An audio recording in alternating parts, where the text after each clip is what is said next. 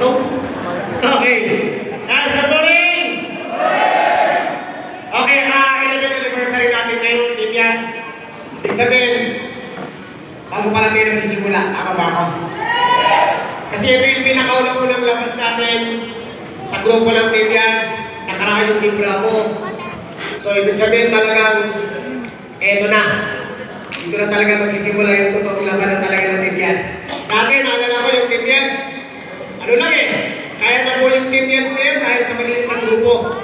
Nandiyan yung battalions, Legion, Alas, Sniper, siyempre dati, mga binubuo ko palang grupo yung dati.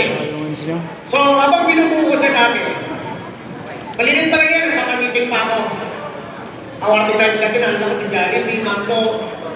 Kasi tayo din palagi. Ang pagkuha ng pangarap, lagi may simula. So sa simula, nakikita mo siya maliit pa lang, pero dapat ang thinking mo malaki. Tama? Kung saan mo nakikita